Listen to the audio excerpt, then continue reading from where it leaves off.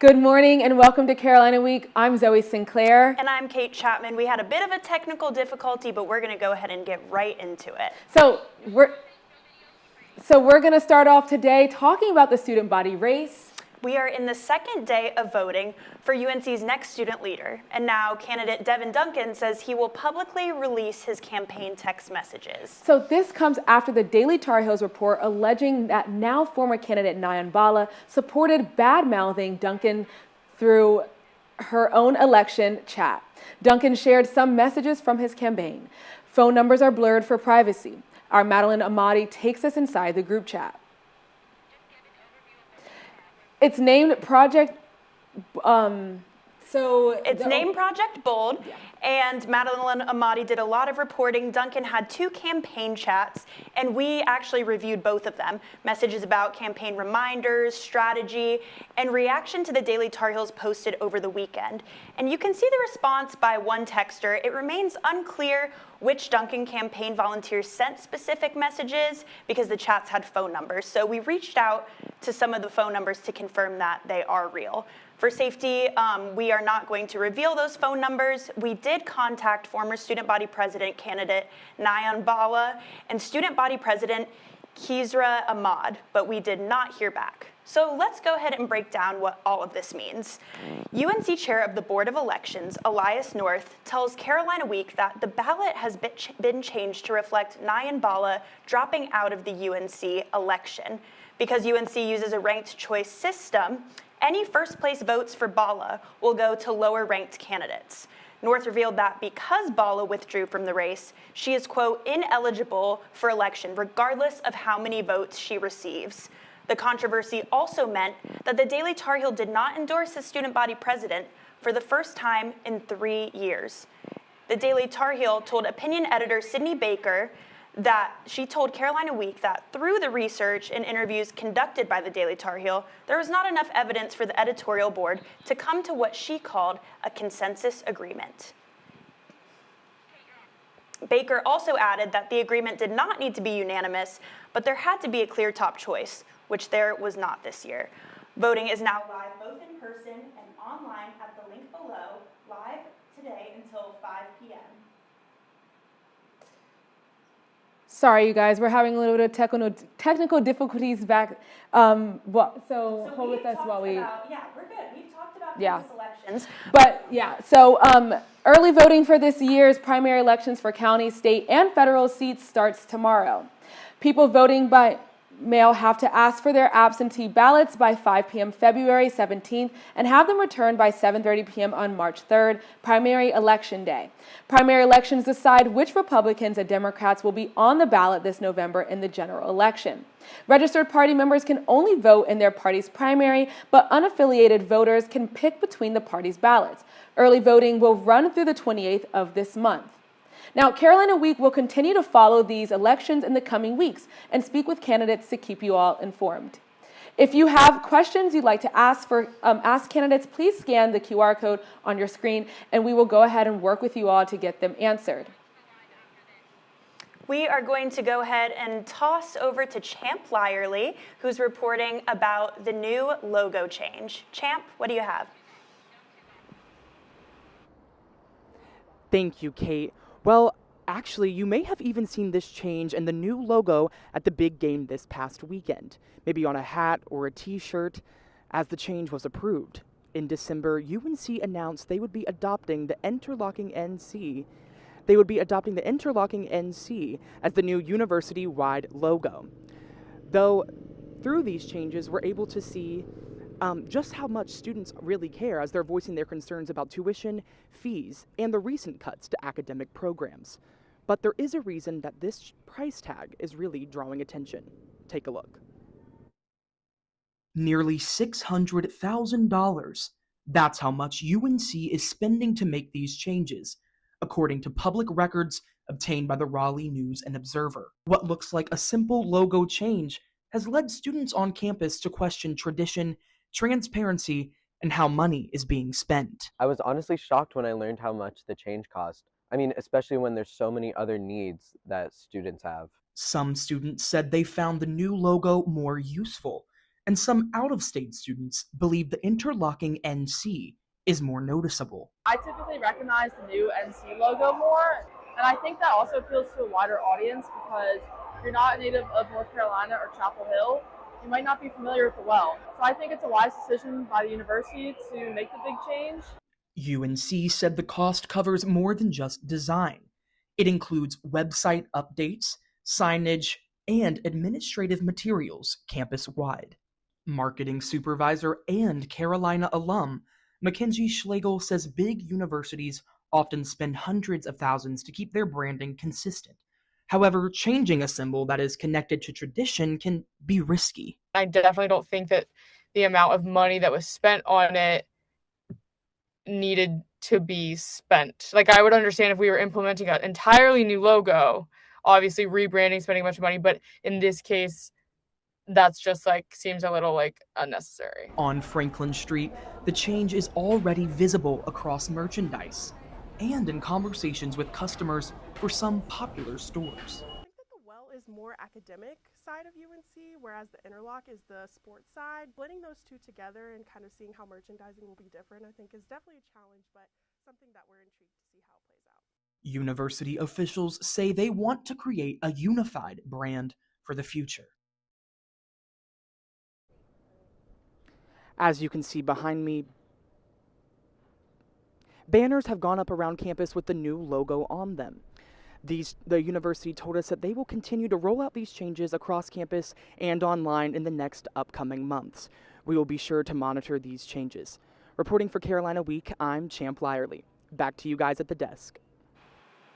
Thank you so much, Champ. Coming up on Carolina Week, a vacant airport becomes a new part of UNC's campus. We break down what the development could mean for student housing and parking. We'll be right back.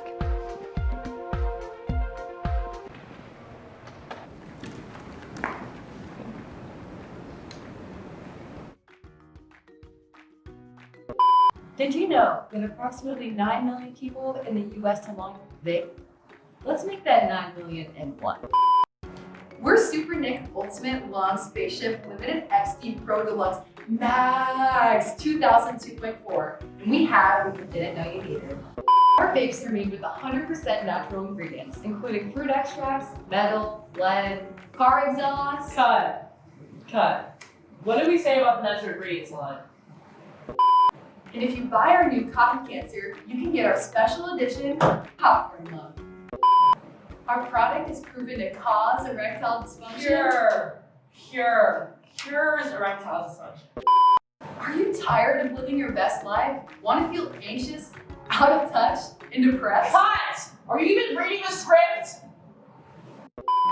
Why lose just one lung when you can lose 2?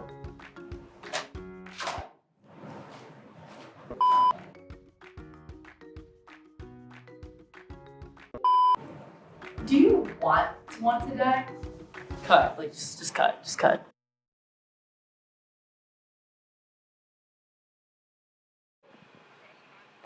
We're going ahead and taking a live look outside of Wilson Library. It's looking a little overcast out there, definitely very humid. My hair is feeling it, but anything for that warm weather. Honestly, Kate, I couldn't agree more. I'm so tired of my puffer, so I'm really excited to drop that today. Mm-hmm. So as we're coming back, welcome back. We did have a few technical difficulties, but we want to make sure we get this right for the viewers. So we're going to start this over again. Today, we are coming with an update in the race for the student body president. We are in the second day of voting for UNC's next student leader. And now candidate Devin Duncan says he will publicly release his campaign text messages. Now, this comes after the Daily Tar Heels report alleging that now former candidate Nyambala supported bad-mouthing Duncan through her own election chat. Now, Duncan shared some messages from his campaign, but phone numbers are blurred for privacy. Our Madeline Amati takes us inside the group chat. It's named Project Bold, Duncan's campaign text chat. I do commit to releasing them. Duncan says he has 2 campaign chats, one GroupMe and one 14-person iMessage chain. 10, 11, 12, 13, 14 people. Carolina Week reviewed both of them. Messages about campaign reminders, strategy, and reactions to the Daily Tar Heels story posted over the weekend. You can see the response sent by one unnamed texter. There was no focus on a bad faith campaign for me. Duncan says he was hurt by the alleged comments inside Nyan Bala's campaign group chat. I've spent my entire campaign, a risky one, leading on policy, leading on the achievable and measurable things that we can do, and then the story comes out, and that's the whole attention. Bala dropped out of the race Monday, writing on Instagram, quote, "While I disagree with how this material was handled, I recognize that words, even private ones, carry weight." Duncan says Bala sent him a private apology. I do forgive her, but forgiveness isn't taken in subtraction for accountability. Which Duncan campaign volunteers sent specific messages because the chats contained phone numbers. We have reached out to some phone numbers and confirmed they are real. However, for safety, Carolina Week is blurring the phone numbers.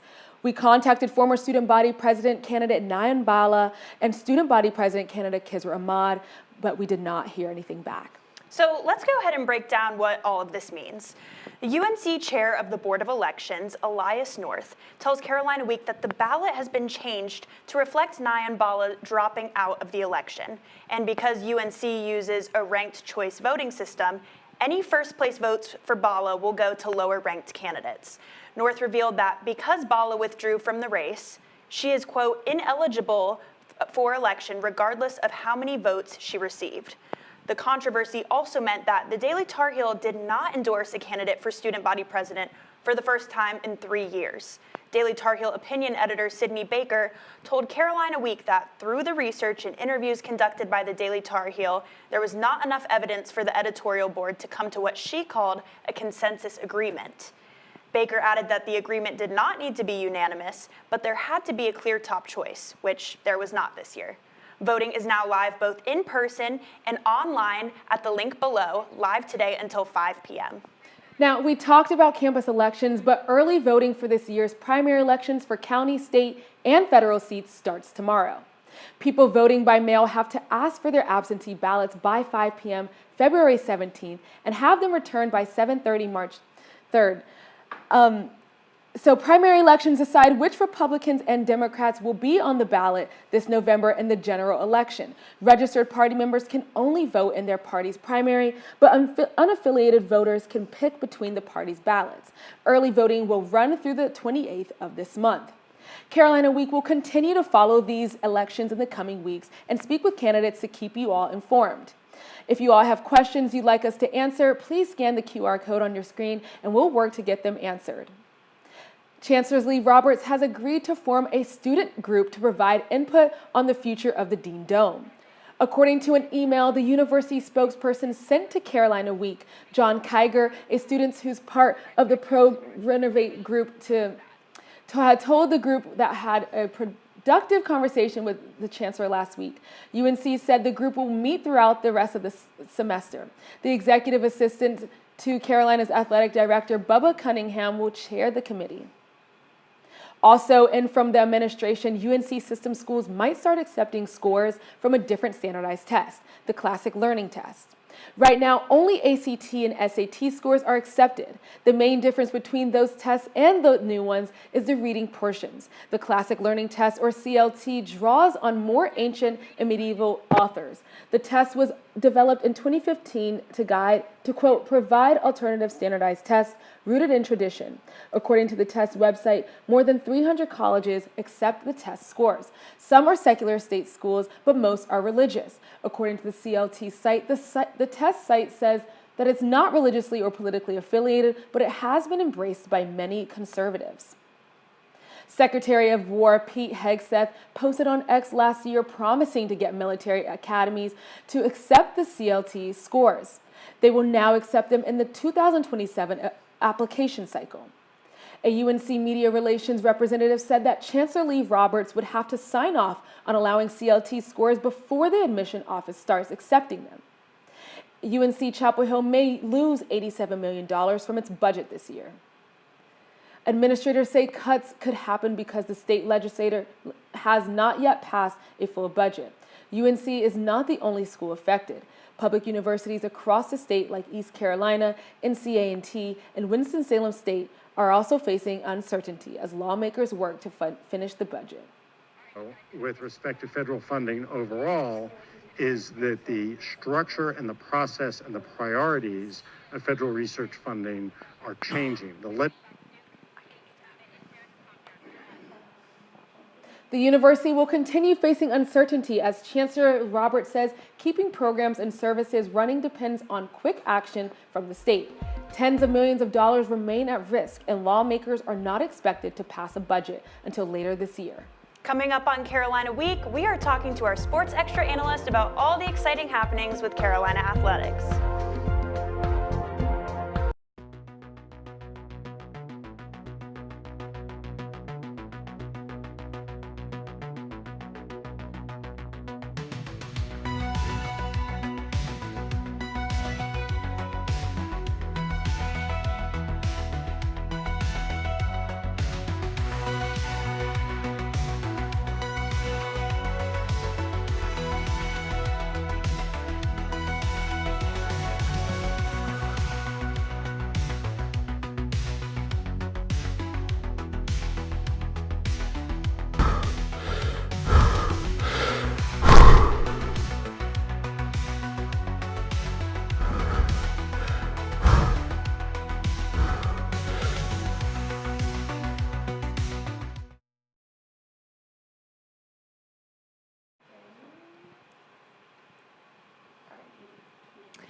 Big weekend for Carolina basketball. After trailing behind Duke the entire game, Seth Trimble's last-second three-pointer brought a 71-68 win over Duke. Carolina basketball secured the huge win, and students even made it to Franklin Street afterwards.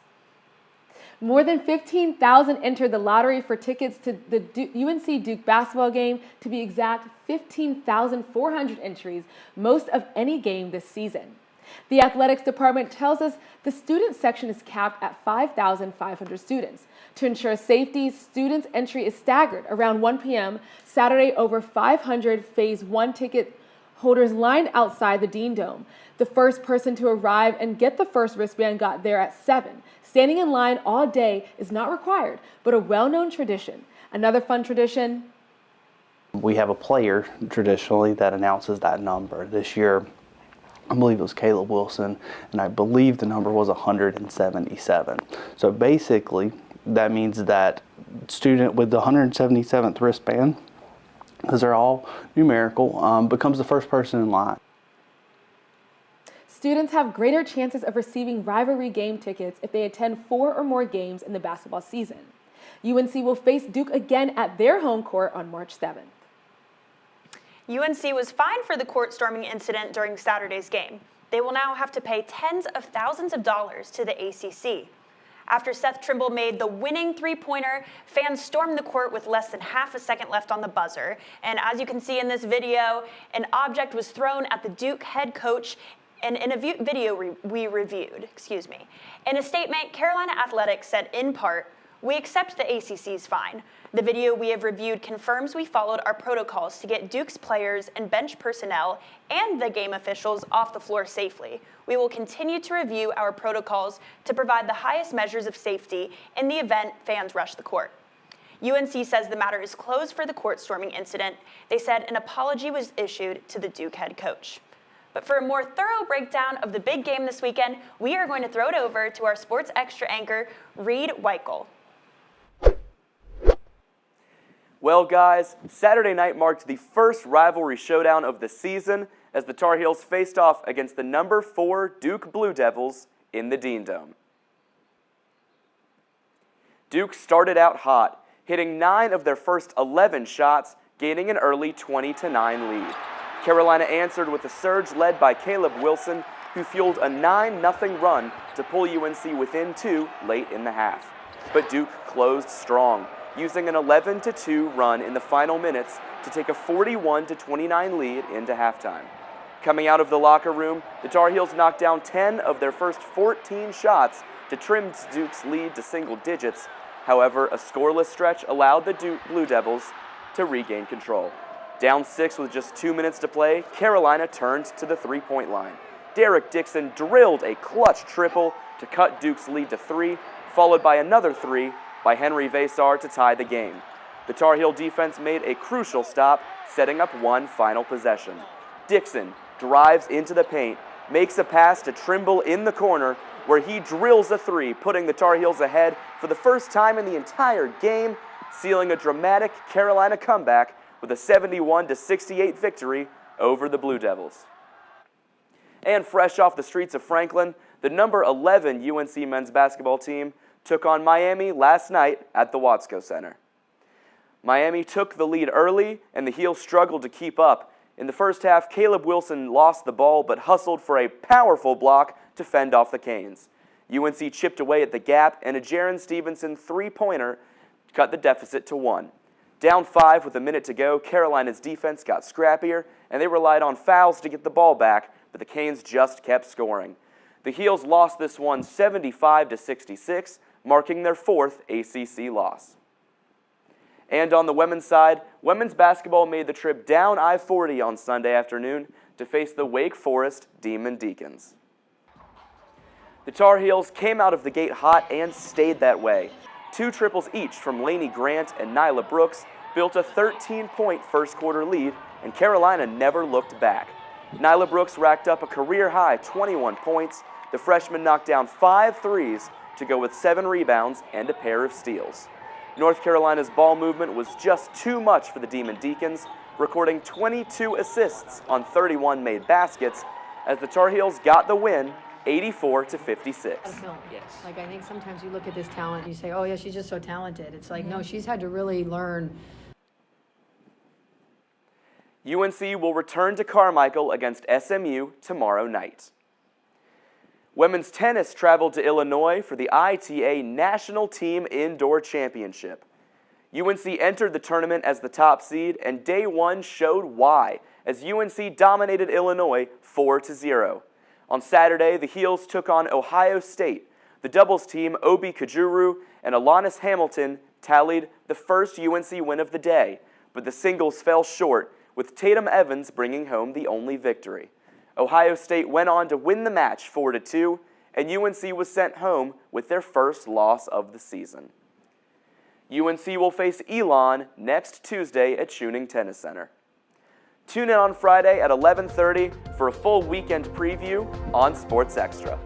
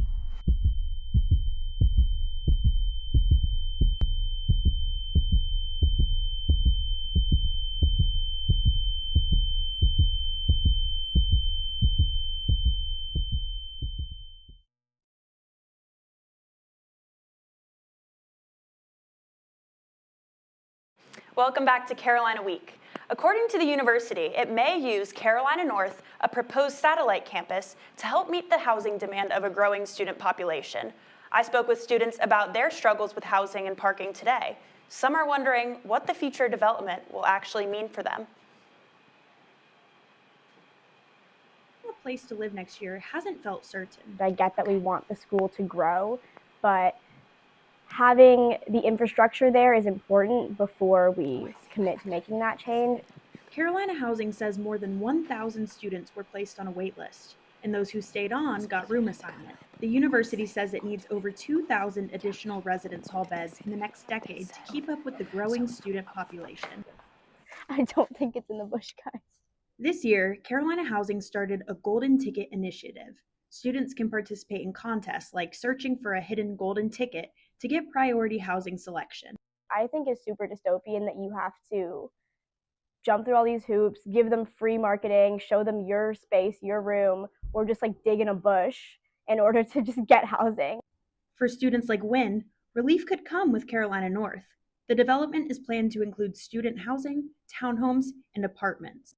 This is the former Horace Williams Airport. By 2027, construction could start here on Carolina North, a 230-acre expansion. But the question for students isn't just where it will be, it's also how they'll get there. Free parking for students is already limited on campus. The university uses a lottery system to distribute parking. Some students are optimistic about the idea of Carolina North providing more parking. Probably be more likely to try and find parking in those areas if that's like a new thing that's happening. Yeah. Others, not so much. Now we get new parking. We can get new parking like independent of all of that stuff. UNC says the two campuses will connect through a planned rapid transit system. For now, Carolina North is in the early planning stage. For students navigating housing and parking today, the decisions being made now could shape campus life for years to come. The university says a process for community input will be announced soon, but they did not give a specific date. Now, yesterday we say the sun and felt some warm temperatures. Well, it looks like these warmer temps may be here for a few more days. It's been so nice outside today, yesterday. It was beautiful. We needed this. Now, we're going to see those warmer temperatures today with that high right around the mid-60s. It's going to be another lovely day to break that cabin fever and do a little something fun outside. Now, while still a much welcome warm up, we're only going to see highs in the low 50s throughout the rest of the school week, and nighttime lows will still be below freezing. Now, the sun will be out for most of the week and the early part of the weekend, allowing things to warm up a bit as we head into Saturday, making it the perfect weather for an outdoor Valentine's date. Now, on Sunday, however, we are expecting it to be a fairly rainy day, so make sure any of those outdoor weekend plans are planned for Saturday. Now go ahead and enjoy that sunshine. Thank you so much for sticking with us. We will see you next week.